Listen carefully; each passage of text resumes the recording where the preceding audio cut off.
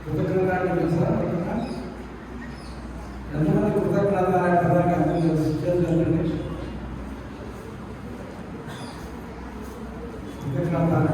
కృతజ్ఞత అంటే hand right చేయండి, ఎవరు తెలుస్తావాడు తెలవనాడు తెలవనించండి.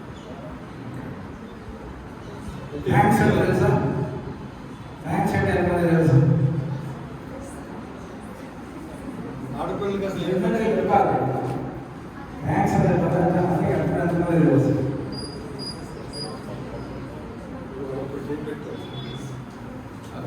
ఎవరు తెలియదు థ్యాంక్స్ అంటే? ఇప్పుడు థ్యాంక్స్ అని చెప్పారా? థ్యాంక్స్ అని ఎప్పుడైనా చెప్పిన వాడు చేస్తారు. Very good. నిజాయితీగా చేతులు ఎత్తాలి. థ్యాంక్స్ అని చెప్పినటువంటి వాళ్ళు చేస్తారు.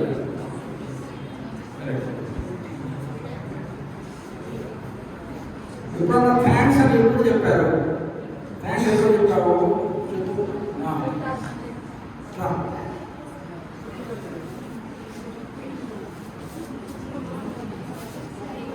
ధైర్యంగా రా. ఎప్పుడు చెప్పావు థ్యాంక్స్? నువ్వు అదే అమ్మానం పెట్టినప్పుడు, మంత్రులు గారు చదువు చెప్పినప్పుడు, ఎవరికి మేడం అదే ముందు అనేసి చదువు చెప్పినప్పుడు వాళ్ళ మేడంకి థ్యాంక్స్.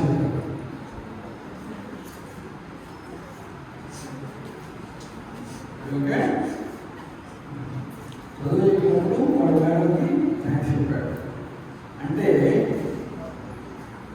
మేడము తనకు ఏమిచ్చింది? ఏమిచ్చింది? చదువు. చదువుకి ఇంకొక ఏంటి తెలుసా? ఇంగ్లీష్లో ఉంటారు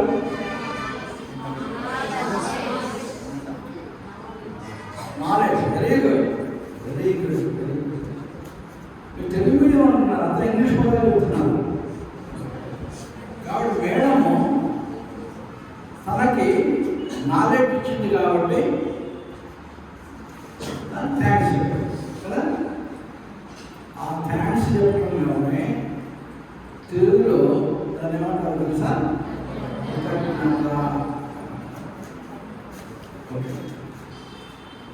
మీ మేడం ఎంతసేపు చెప్పింది నీకు పాఠం?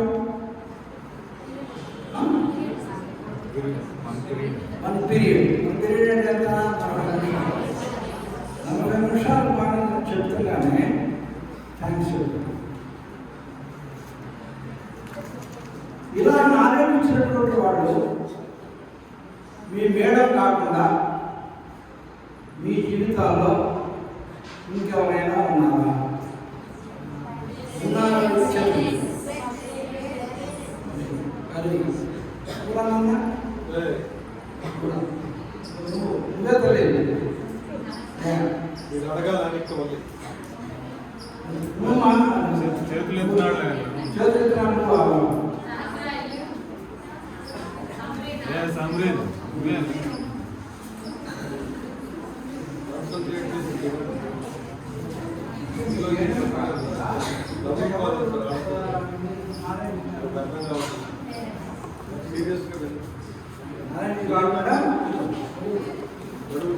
మీ యొక్క మేడమే కాకుండా మేడం నాలెడ్జ్ ఇచ్చినట్లుగానే ఇంకా కొంతమంది మనకు నాలెడ్జ్ ఇచ్చారు. వాళ్ళు ఎవరు? తల్లి. వాళ్ళు మీకు నాలెడ్జ్ ఒక గంట ఇచ్చారా? ఎన్ని గంటలు ఇచ్చారు?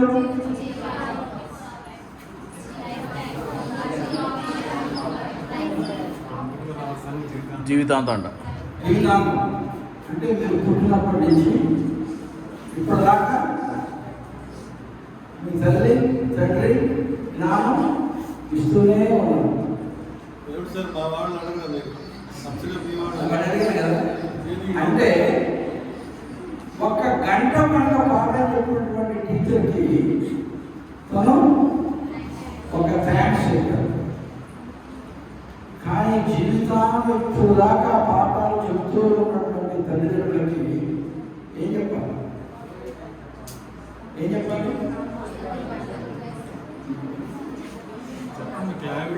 గైడే చెప్పాలి. అంటే thanks thanks thanks thanks thanks thanks అంటే ఎన్నిసార్లు చెప్పినా కూడా అది సరిపోదు. కాబట్టి అందుకనే ఏమన్నారు? తల్లి,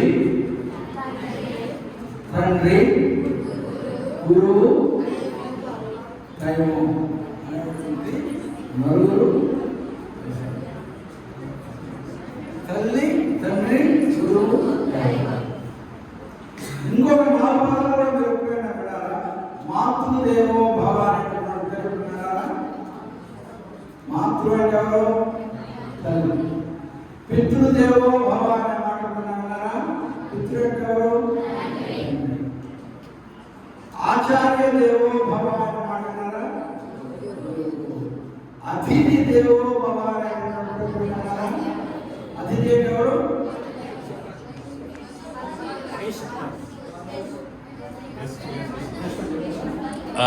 అతిథి అంటే గెస్ట్. మీ యొక్క జీవితాల్లో అతిథులు ఎవరంటే మీ జీవితాల్లో ఎవరైతే వచ్చిపోతూ ఉంటారో వాళ్ళందరూ కూడా గెస్ట్. నేను ఎవరిని? నేను గెస్ట్. నేను ఎవరిని? వీళ్ళందరూ అంటే ఒకటి మాతృదేవో భవ, పితృదేవో భవ, దేవో భవ, ఆచార్య. ఓకే, ఇది అతిథి. ఇది మాతృ అంటే మదర్. ఇది పితృ అంటే ఫాదర్. ఇది ఆచార్య దేవో, ఆచార్య అంటే టీచర్. ఇది అతిథి దేవో భవ.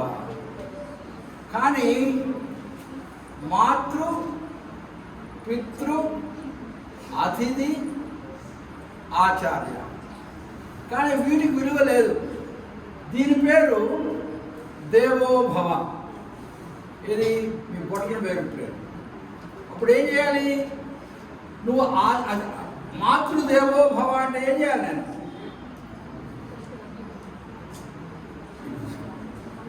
ఇప్పుడే కదా, దీని పేరు మాతృ, దీని పేరు దేవో భవ. కాబట్టి నేను అది మాతృదేవో భవ అంటే ఏం చేయాలి? అలానే పితృదేవో భవ అంటే ఏం చేయాలి? అలానే ఆచార్య దేవో భవ అంటే ఏం చేయాలి? అలానే అతిథి దేవో భవ అంటే ఏం చేయాలి? అంటే ఈ దైవం అనేది లేకుండా ఇవన్నీ ఉన్నా కూడా ఉపయోగం.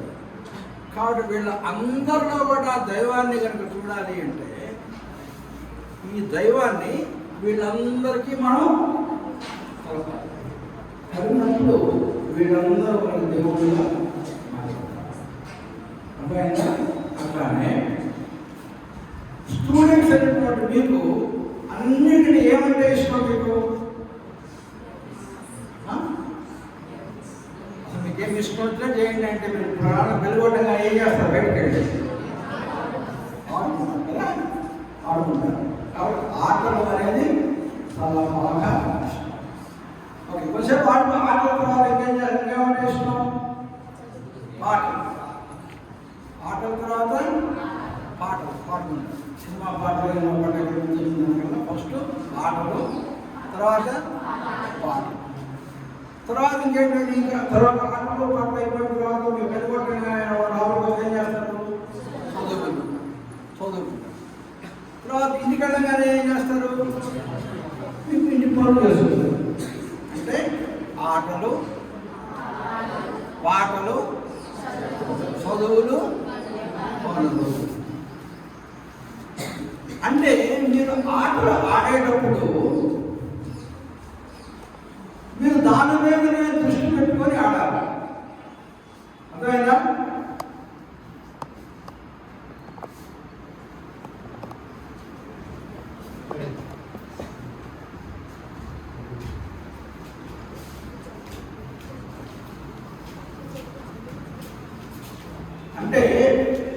మీరు ఆటలు ఆడేటప్పుడు మీరు ఆటల మీదనే దృష్టి పెట్టాలి, అంతే కదా.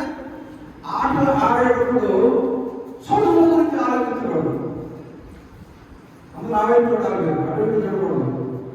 మీరు ఆటలు ఆడేటప్పుడు చదువు మీద దృష్టి పెట్టకూడదు. నేనేమో చెప్పాను, నేనేం చెప్పాను, అందుకనే నేను చెప్పేది ప్రతిదీ నా వైపు చూస్తూ ఉంటాను. అటు ఇటు తిరుగుతూ ఉంటే వాడు డైవర్ట్ అయిపోతున్నారు.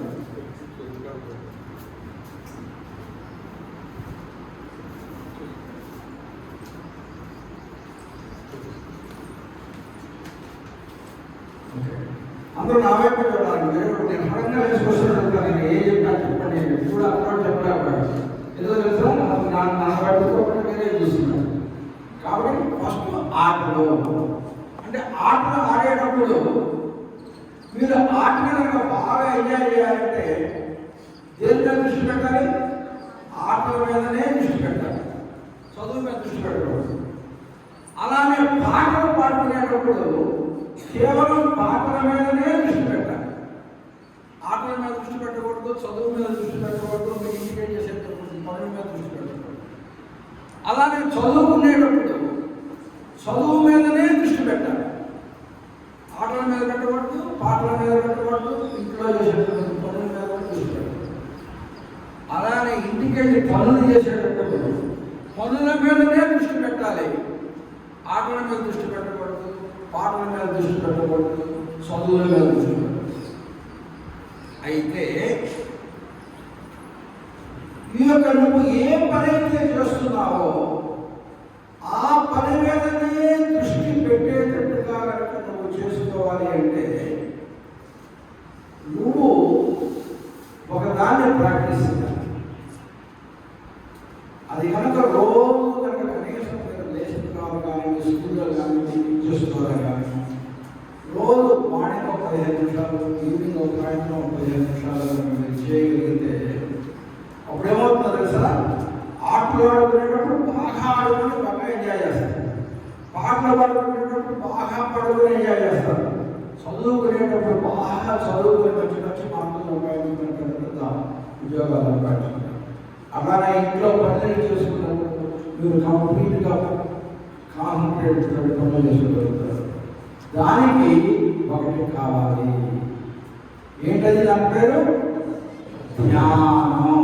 ఇప్పుడు చేశారు కదా మెడిటేషన్, అట్లా ప్రతిరోజు ఉదయం 15 నిమిషాలు, సాయంత్రం 15 నిమిషాలు మనం చేస్తే దాని పేరు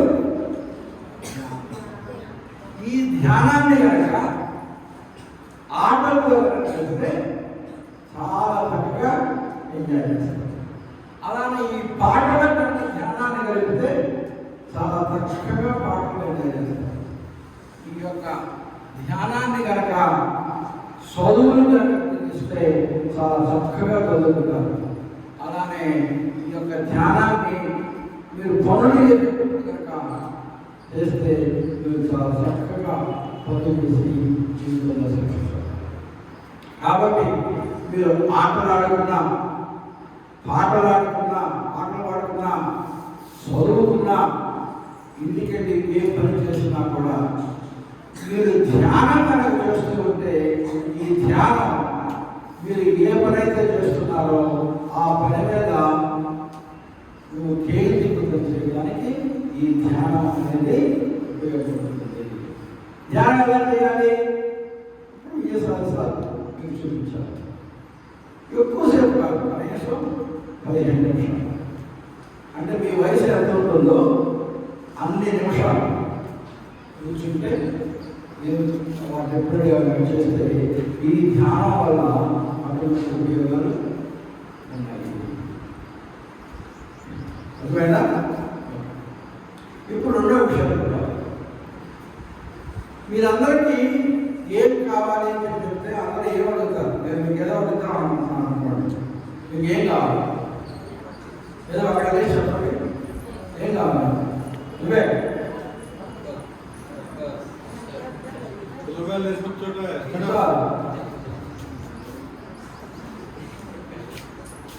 నీకేం కావాలి?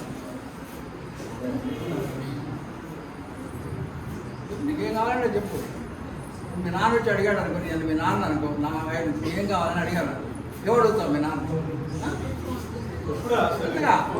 ఫోన్ ఫోన్ కావాలి. నేనేమంటానంటే మామూలు ఫోన్ ఎంత ఉంటుంది? మామూలు ఫోన్ ఇక్కడ 16 రూపాయలు ఉంటే ఒక 100 రూపాయలు, ఒక 500 ఉంటుంది. ఈ ఫోన్ ఎంత ఉంటుంది తెలుసా? 1,00,000 రూపాయలు, 1,40,000. నేనేమంటానంటే రేపు, బాబు నువ్వు ఫోన్ అంటే వచ్చేస్తాను. మామూలు ఫోన్ ఎంత ఉంటుంది ఇక్కడ? 15,000. నీకు ఈరోజు రేపు ఉదయాన్నే ఫోన్ తీసుకొచ్చేస్తాను. Local phone 15,000. లేదంటే నువ్వు ఏ క్లాస్ ఉంటావు? ఏ క్లాస్? 10th. నువ్వు 10th అయిపోయిన తర్వాత నువ్వు చక్కగా చదివి పాస్ అయ్యి ఇదంతా చేస్తే అప్పుడు నీకు ఇట్లాంటి ఫోన్ తెలుస్తుంది. రేపు కావాలంటే 15,000 రూపాయలు ఫోన్ తెలుస్తుంది. 10th క్లాస్ పాస్ అయ్యేదాక చేస్తే ఇట్లాంటి ఫోన్ తెలుస్తుంది. నీకు ఏది కావాలి? రేపు ఇచ్చేటటువంటి 15,000 రేపు ఉదయాన్నే ఫోన్ ఇస్తాను. నీకు 15,000 ఫోన్ కావాలా? సంవత్సరం అయిన తర్వాత ఇట్లాంటి ఫోన్ కావాలి. ఇది కావాలా? ఇప్పుడు ఎంత అయిపోయింది అంటే అప్పుడు దాకా పడతావా? ఇప్పుడే నాకు రేపే 15,000 రూపాయల ఫోన్ కావాలనుకునేవాడు అని చెప్తాను. నాకు రేపే 15,000 రూపాయల ఫోన్ ఇవ్వండి. ఉన్నది ఉన్నట్టుగా చెప్పాలి. అట్లా చెప్పాలి. చెప్తున్నాడు రేపే నాకు 15,000 రూపాయల ఫోన్ కావాలి అనుకునేవాడు ఎవరు కదా? సంవత్సరం అయిపోయిన తర్వాత అప్పుడు నేను పాస్ అయితే అప్పుడు నాకు 1,00,000 రూపాయల ఫోన్ కావాలనుకునేవాడు అనుకోని చెప్తాను. Very good.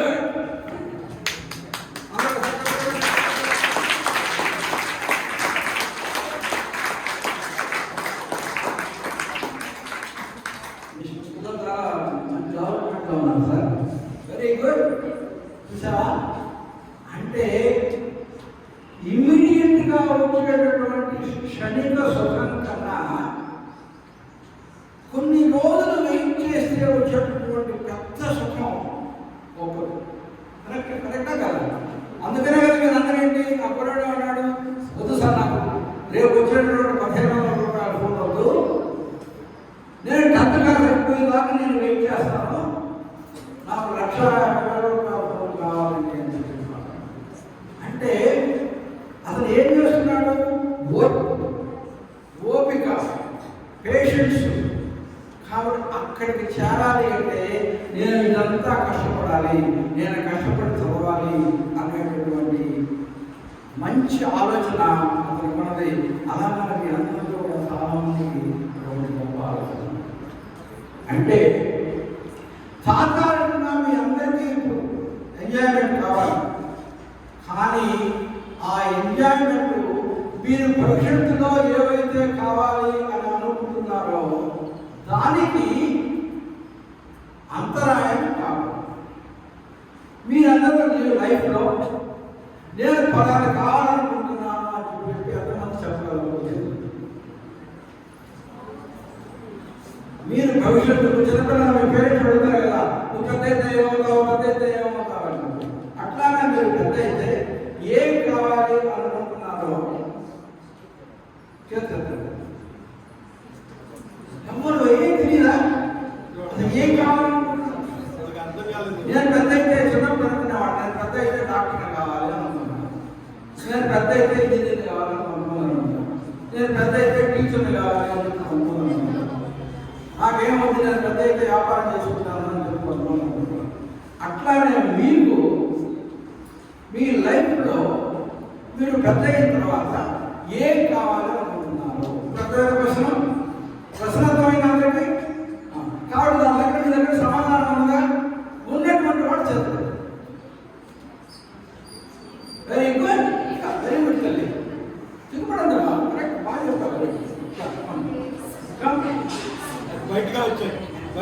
అడుగుండి వచ్చే అట్రా అట్రా రా.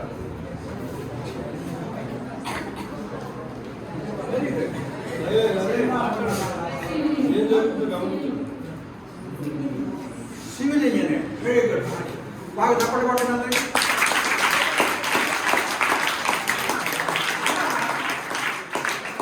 జీవితంలో ప్రతి వాళ్ళకి కూడా ఏదో ఒకటి కావాలి అని చెప్పి ఒక లక్ష్యం అనేది ఉంది. ఏదో ఒకటి అవుతాం అంటే మిమ్మల్ని కాలేదు. మీకు ఏమి కావాలి అనేది మీకు స్పష్టంగా మీకు తెలవాలి. అటువంటిది కనుక మీకు ఆ లక్ష్యం కనుక లేకపోతే ఈరోజే ఇంటికి వెళ్ళిన తర్వాత ఆలోచించుకొని నేను జీవితంలో ఏం కావాలనుకుంటున్నాను అని చెప్పి ఒక నిర్దిష్టమైనటువంటి ఒక కోరిక అనేది ఉండాలి. అర్థమైందా? అట్లా సివిల్ ఇంజనీర్ కావాలని అనుకుంటుంది. అటువంటి కోరిక ఉండాలి. ఈ కోరిక తీర్చుకునేటటువంటి సమయంలో మనకు ఎన్నో మధ్యలో నిన్ను ప్రలోభపడడానికి ఎన్నో చట్టాలవాట్లు దురలవాట్లు ఇవన్నీ నీ దగ్గరికి వచ్చి నిన్ను ఆ లక్ష్యాన్ని బయటకు పక్కకు నెట్టడానికి సాహసిస్తూ ఉంటాయి. కానీ అలా వచ్చినప్పుడు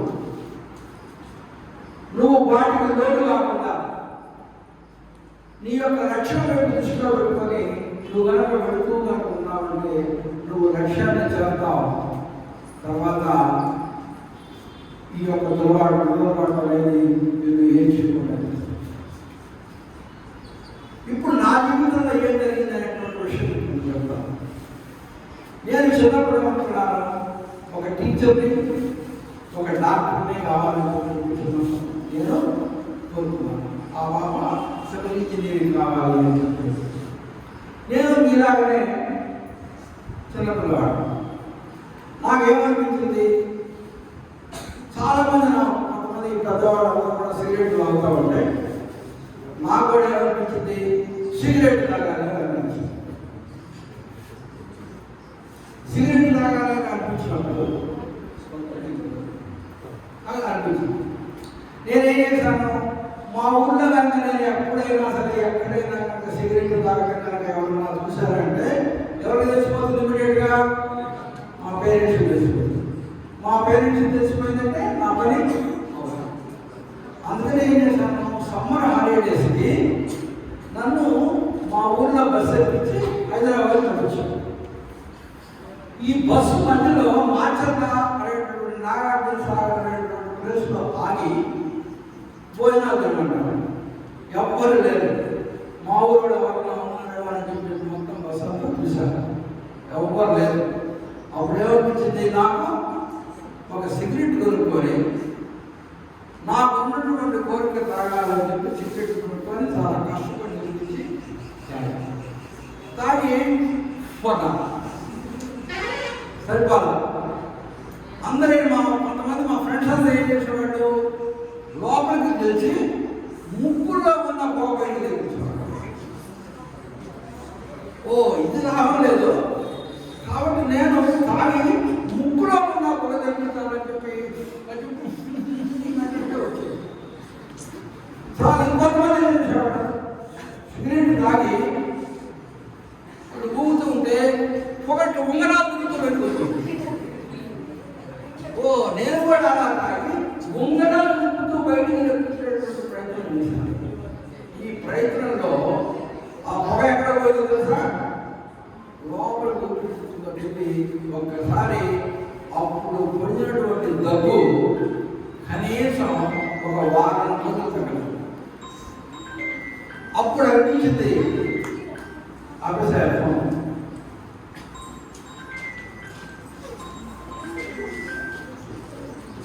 అప్పుడు అనిపించింది నాకు, అసలు ఈ సిగరెట్ ఎక్కడ తాగుతారు, ఎంత బాధపడ్డాను నేను అని చెప్పి అనుకొని ఒక్కసారి నేను కనుక ముందు కనుక నేను కావాల్సినటువంటి టీచర్ని కావాలి అనుకుంటే నేనే సిగరెట్ కనుక తాగితే, నేను ఒకవేళ కనుక టీచర్ అయితే నా పిల్లలకి టీచర్ కావాలి సిగరెట్ తాగద్దు అని చెప్పి నేను ఎక్కడ చెప్పగలను అని చెప్పి నాలో నేను ఆలోచించుకొని ఇక జన్మలో సిగరెట్ టచ్ చేయకూడదు అని చెప్పి నేను అట్లానే మీరు కూడా కొన్ని అలవాట్లు మీ దగ్గరకు వస్తాయి.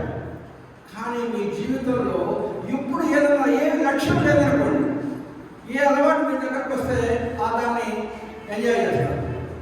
కానీ ఏదైనా ఒక లక్ష్యం ఉందనుకోండి, అర్థమైందని చెప్తుంది, ఏదైనా ఒక లక్ష్యం గోల్ నాకు ఉంది అనుకోండి, ఆ గోల్ పెట్టుకున్నాను కాబట్టి ఆ గోల్ నేను పెట్టుకున్నప్పుడు ఇట్లాంటి కనుక ఏమైనా కనుక నా దగ్గరికి వస్తే నేను వీటికి లోడైతే దీని కనుక నేను బానిస లేకపోతే నేను చేరుకున్నదా లక్ష్యాన్ని నేను చేరుకోలేను అని చెప్పి అందుకని గమ్యము లేని జీవితం దేంతో సమానం తెలుసా?